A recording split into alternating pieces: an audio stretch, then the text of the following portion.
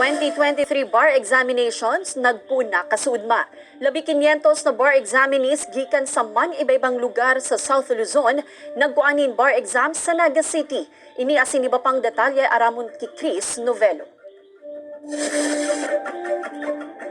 Alas 5 pa sa naning maagahon kanal daw no Domingo, Setyembre 17, nakapila na ang mga bar examinees sa entrada kan sunong eskwelahan sa Naga City para sa enot na aldaw kan 2023 bar examinations. Saro sa mga nag-amay na nagpila ang bar examinee na si Don, nahali pa sa probinsya ng Albay. Hindi ka pa ma-explain. Kinakabahan pero laban. Labis sa 500 na bar examinees gikan sa Manaylain na probinsya sa rehiyon as in South Luzon ang nagpasiling sa syudad kung masaro sa mga local testing site kan bar exam sa nasyon. Nga mas maging organisado, ikos na ning designadong lugar para duman magharat ang mga paryentes as in mga taga-suporta kan mga examinee. We are doing this to show our support, moral support to our barristers for Bicol College. Go, go, Bisiyans! Kusubot!